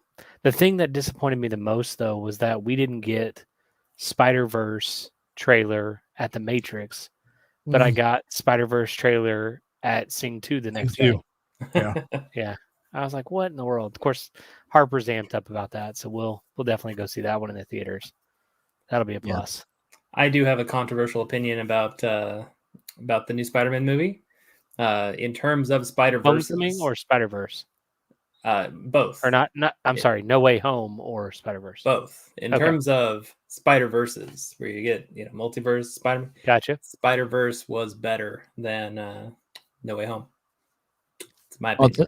I will tell you why. I don't disagree with that. And I'll tell you why.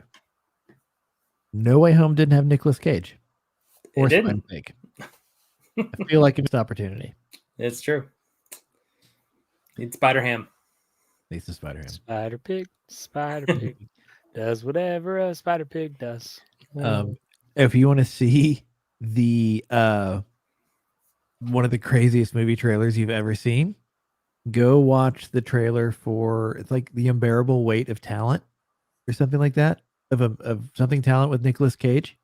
It is literally a movie about Nicolas Cage playing Nicolas Cage.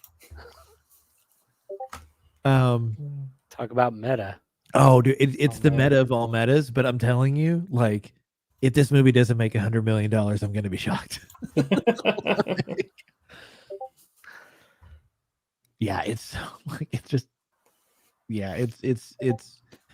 I can't wait. A movie about Nicolas Cage. So Nicolas Cage playing Nicolas Cage. Nicolas Cage plays Nicolas Cage. Like there's a Nicolas Cage super fan. Okay.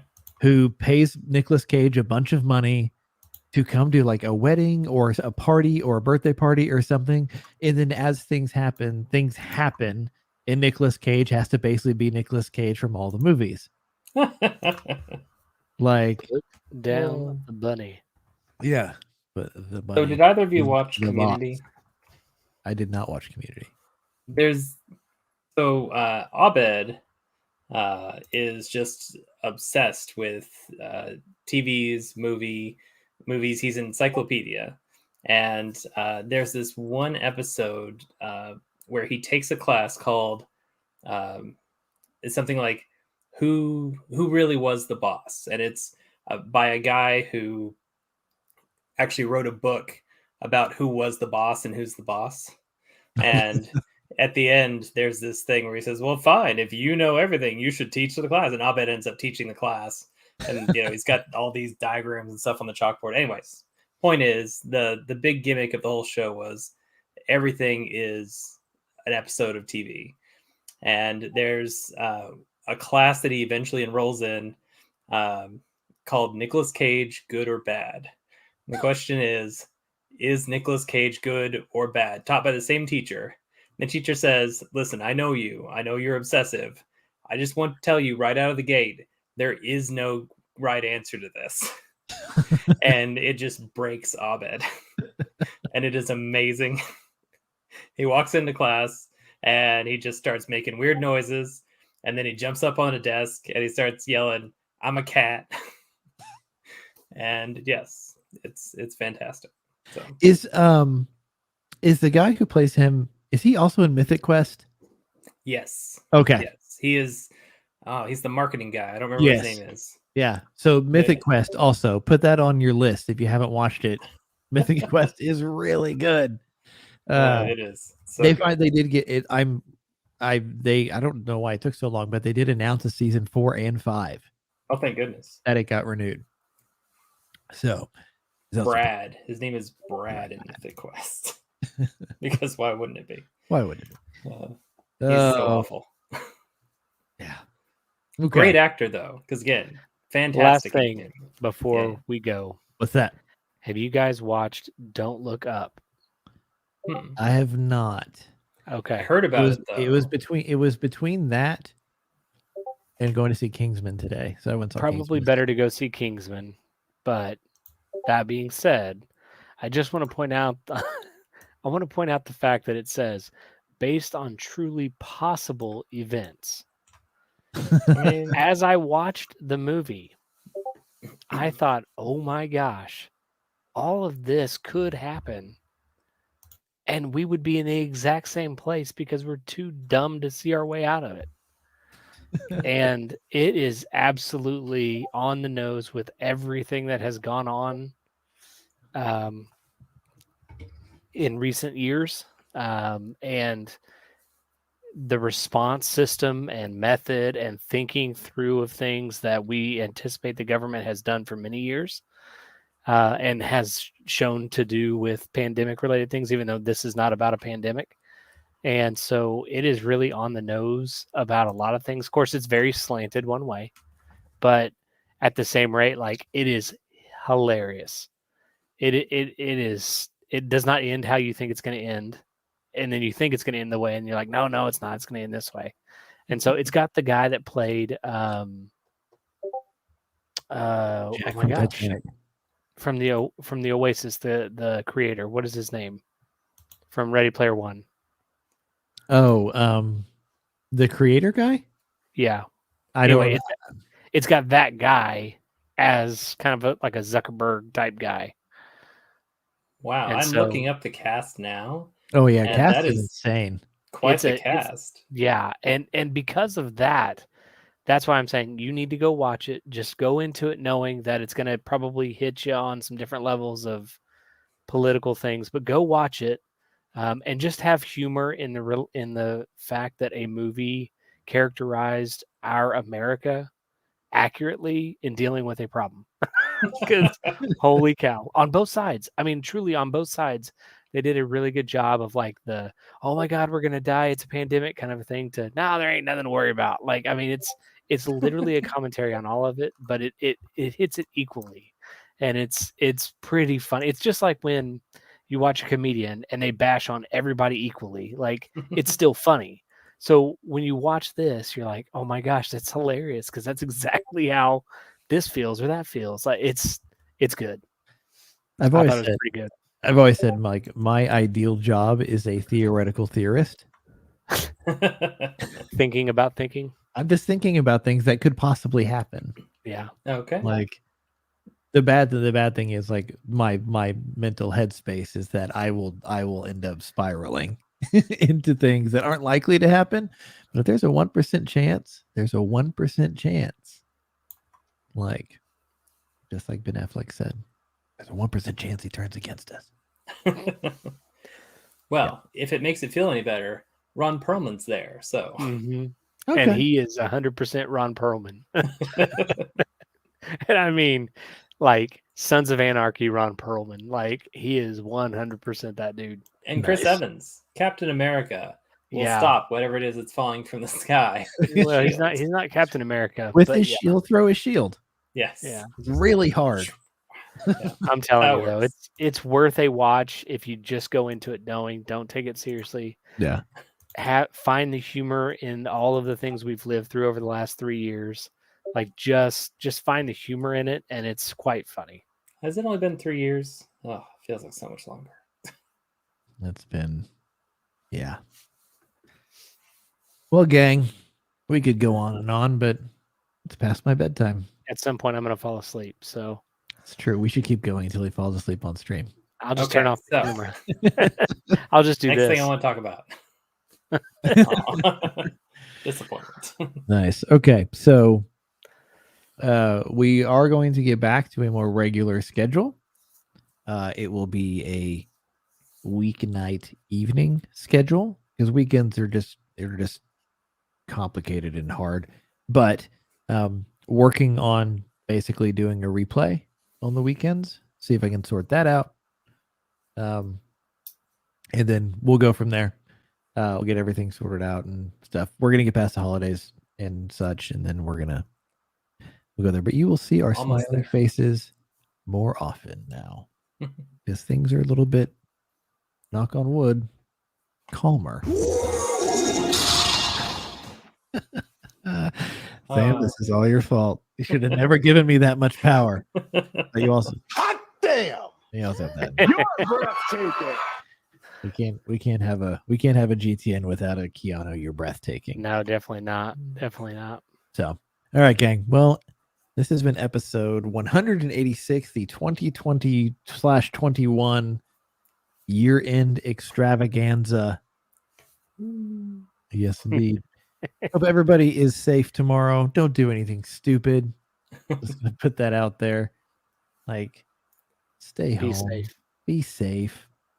And so help, like, if you're my friend and you're watching this and you're out doing something or whatever, like, and you need to ride home, pick up that freaking phone. And in a world where like Uber and Lyft exist, there's no reason to be out there doing something dumb. And if you don't want to pay for that, you just call me and I'll come get you and I'll judge you all the way home. But you'll make How it home. dare That's you what wake counts. me up from my slumber? But you will make it home.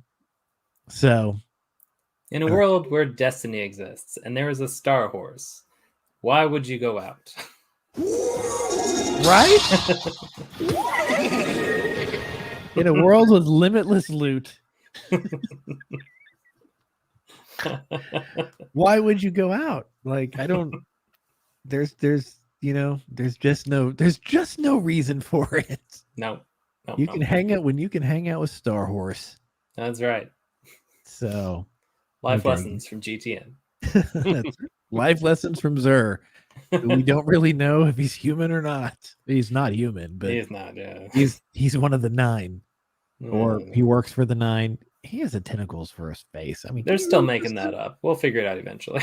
eventually. Everything is going to come back to Star Horse. Man, I really hope so. Like when they wrap Destiny, and like the last thing, I think it's called Lightfall, is they've already announced like what the final roadmap is. Like, I could just see it. Guardians walking up. This is the final battle. Like all this stuff. You've gone through stuff. You've lost your powers. You've got your powers. You've got new powers. There's new allies, old foes, all this stuff. You walk into this room for this final battle, and you just hear Star Horse. Suddenly, Cade on the Star Horse with Yes. the chicken rides into battle. And then you got to be able to Guns shoot blazing. the crow. Yeah. You just that's it. Cade rides Star Horse into battle with his chicken while also having a bowl of ramen. Let's be real. Yes. Like, he sends the chicken out as a distraction. He throws the ramen. It's very hot, damages the boss, and the Star Horse kicks him in the face. And that is how Destiny ends. You're Game welcome, over, man. Bungie. Game over. You're welcome, Bungie. All right, gang. Episode 186. I'm Cav. That's Nick. See you guys. And that is Sam. Don't have a good day. Have a great day. I love it. And Hannah's not evil. Bye.